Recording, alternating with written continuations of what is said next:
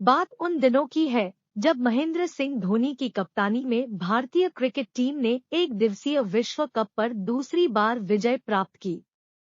बच्चों और नव युवकों का क्रिकेट के प्रति जुनून उस समय अपने चरम पर था। पढ़ने वाले लड़के तो स्कूल से आकर किसी प्रकार अपने बस्ते घर पर इधर उधर पटकते और बैट उठाकर मैदान की ओर दौड़ जाते। दीनापुर में भी गांव के बाहर ग्राम पंचायत की 1 एकड़ भूमि खाली पड़ी थी, जिसे गांव के लोग खपरेल कहकर पुकारते थे। गांव के किशोर अवस्था के लड़कों ने मिलकर इस भूमि को साफ करके खेलने योग्य बनाया। ठाकुर सरजू चौहान का सबसे छोटा बेटा विकास चौहान एक बैट खरीद लाया और चौधरी सूरजभान का मझला बेटा अनंत चौधरी 2 गेंद। क्रिकेट का खेल नियमित रूप से शुरू हुआ। गांव के नवयुवा खेलते और बच्चे उनका उत्साह बढ़ाने के लिए मैदान के चारों ओर बैठकर मैच का आनंद लेते। दीनापुर मिश्रित आबादी का एक छोटा गांव है।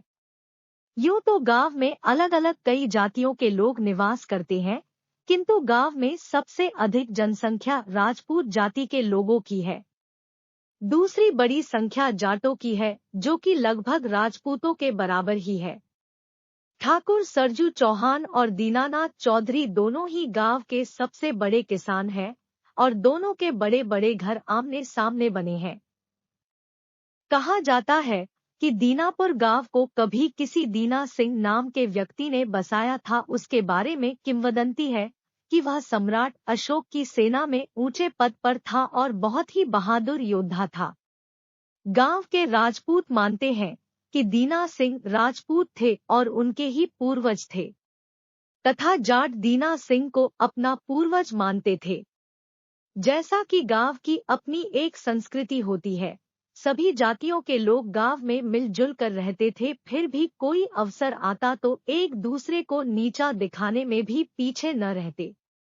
ठाकुर सरजू चौहान लगभग 45 वर्ष के बलिष्ठ व्यक्ति थे। बड़ी बड़ी मूंछें उनके व्यक्तित्व को और अधिक प्रभावशाली बनाती। सूरजभान चौधरी भी लगभग सरजू ठाकुर की उम्र के ही थे। मजबूत शरीर के स्वामी थे। भले ही मुंह पर छोटी छोटी मूंछें थी, लेकिन जब सरजू ठाकुर उनके सामने अपनी मूंछों पर ताव देते तो अनायास ही चौधरी सूरजभान का भी हाथ अपनी मूंछों पर चला जाता।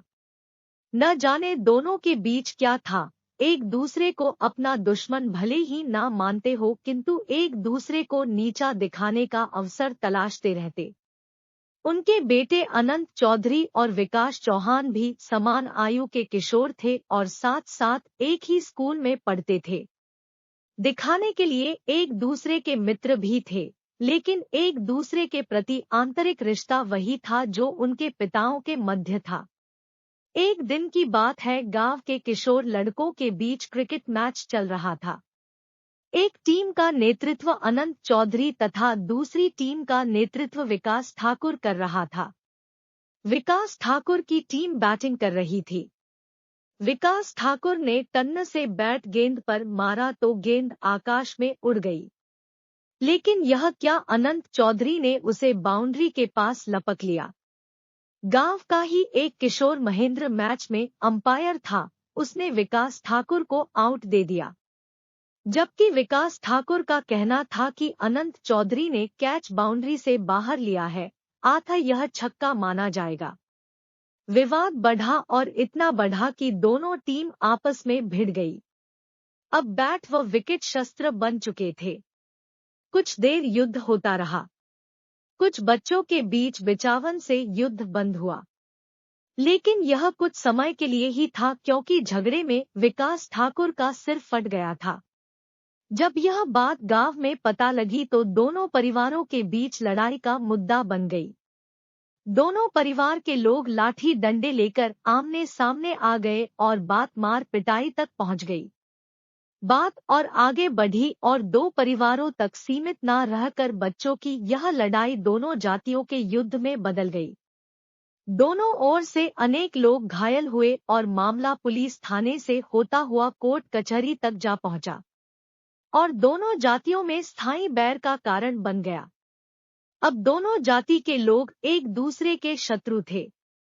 शनै शनै 3 वर्ष गुजर गए किंतु ठाकुर सरजू चौहान व सूरजभान चौधरी में बोलचाल तक न शुरू हुई। दोनों के परिवार भी एक दूसरे से कोई संबंध न रखते थे। दोनों परिवारों के मध्य केवल घृणा थी। बरसात का मौसम था। सब कुछ ठीक ठाक चल रहा था किंतु न जाने कहां से एक तेंदुआ उस क्षेत्र में आ पहुंचा।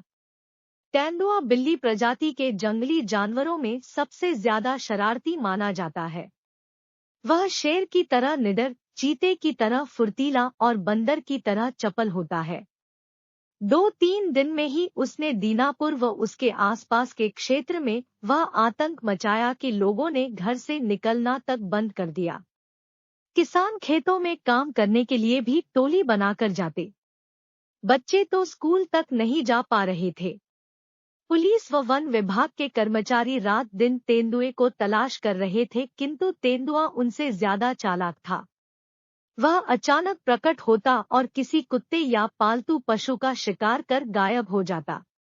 रात के 10 बजे होंगे कि तेंदुआ सरजू चौहान के घर में घुस गया। उसने ठाकुर के पालतू कुत्ते को उठाया और वहीं आंगन में खड़े नीम के पेड़ पर चढ़ गया। कुत्ता तेंदुए के जबड़े में फंसा हुआ मिमिया रहा था। ठाकुर की 14 वर्षीय बेटी जो आंगन में लगे नल से पानी लेने के लिए आई थी, उसने यह सब देखा तो उसकी चीख निकल गई। बेटी की चीख सुनकर ठाकुर सरजू चौहान आंगन की ओर दौड़े। बेटी ने पेड़ की ओर इशारा किया तो ठाकुर ने ऊपर देखा। तेंदुए की लाल आंखें देखकर ठाकुर सारा मामला समझ गया। उसने बेटी का हाथ पकड़ा और घर के अंदर दौड़ा। ठाकुर बंदूक थामे फिर आंगन में आया तथा तेंदुए पर गोली चला दी। निशाना चूक गया किंतु ठाकुर के इस कार्य ने तेंदुए को और अधिक आक्रामक कर दिया। तब तक ठाकुर के घर के पास शोर शुरू हो गया था। कुछ लोग लाठी डंडे लेकर ठाकुर के मकान के आसपास आ पहुंचे थे। ठाकुर ने पुनः गोली चलाई किंतु वह भी बेकार गई। परिणाम यह निकला कि तेंदुआ और अधिक क्रुद्ध हो गया। उसने कुत्ते को, जो कि अब तक मर चुका था, ऊपर से छोड़ दिया और ठाकुर सरजू चौहान के ऊपर आक्रमण करने के लिए पेड़ से छलांग लगा दी। ठाकुर के हाथ से बंदूक छूट गई। वह अपनी जान बचाने के लिए तेंदुए से भिड़ गया। टार्च की रोशनी में गांव वालों ने सारी घटना देखी किंतु चिल्लाने के अतिरिक्त कोई कुछ न कर रहा था। अपनी जान जोखिम में कौन डाले, उसी भीड़ में सूरजभान चौधरी भी खड़ा था। वह बहादुर व्यक्ति था। यह सब देखकर उससे रहा न गया। वह सारी दुश्मनी भुलाकर अपनी लाठी लेकर तेजी से झपटा और तेंदुए से भिड़ गया। दोनों शत्रु मिलकर अपने सामूहिक शत्रु से भिड़े हुए थे। जल्द ही तेंदुआ समझ गया कि वह इन दोनों से पार न पा सकेगा, अतः वह उन्हें छोड़कर भागने लगा। तब तक गांव के कई नौजवान जोश में आ चुके थे। उन्होंने तेंदुए को घेरकर लाठी डंडों से पीटना आरंभ कर दिया। सरजू चौहान लहूलुहान हो चुके थे। उनके शरीर से खून बह रहा था। सूरजभान चौधरी ने उसे बाहों में भरकर उठाया और घर के अंदर चारपाई पर लिटा दिया। वह तेजी से अपने घर की ओर दौड़ा। अपनी कार लेकर ठाकुर के घर के सामने खड़ी की तथा पुनः अंदर जाकर सरजू ठाकुर को उठाकर कार में लिटाया तथा कार शहर की ओर दौड़ा दी। गांव के लोगों ने उसकी इस कार्य में सहायता की। सरजू ठाकुर की पत्नी व बच्चे उसे बस मौन होकर देख रहे थे। यही हालत गांव वालों की थी। वह निर्णय नहीं कर पा रहे थे कि वे जो देख रहे हैं वह सच है या स्वप्न। ठाकुर बुरी तरह घायल था किंतु होश में था। कार अस्पताल पहुंची और मरहम पट्टी शुरू हुई। डॉक्टर ने बताया कि खतरे की कोई बात नहीं। तब तक ठाकुर की पत्नी भी अस्पताल पहुंच चुकी थी। ठाकुर बेड पर लेटा हुआ था। ठकुराइन को देखकर चौधरी ने वहां से बाहर जाना उचित समझा। वह जाने के लिए उठा तो उसका मंतव्य समझकर ठाकुर ने उसका हाथ कसकर पकड़ लिया।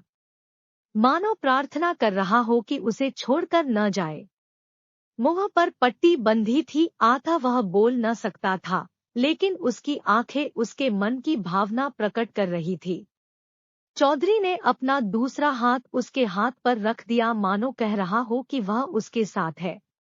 ठकुराइन बड़ी कृतज्ञता से चौधरी की ओर देख रही थी, मानो कह रही हो कि उसकी मांग का सिंदूर सदा उसका आभारी रहेगा। उधर गांव वालों ने तेंदुए को घेर लिया था। तेंदुआ घायल था, आधा निस्सहाय होकर गिर पड़ा। किसी की सूचना पर वन विभाग के लोग भी आ गए थे। उन्होंने तेंदुए को पिंजरे में बंद किया और अपने साथ ले गए ताकि उसका इलाज कराकर वन में छोड़ सके। तेंदुआ चाहे लाख बुरा था, किंतु दीनापुर में एक अच्छा काम भी कर गया था। दोनों परिवारों के साथ साथ दोनों जातियों का सारा बैर, सारी कटुता वह अपने साथ ले गया। गांव में क्रिकेट फिर शुरू हो गई। अनंत चौधरी व राहुल ठाकुर अब एक ही टीम में खेलते हैं तथा दोनों ही दीना सिंह को अपना पूर्वज मानते हैं, जिसने दीनापुर नाम का गांव बसाया था और जो बहुत बहादुर था तथा सम्राट अशोक महान की सेना में ऊंचे पद पर था।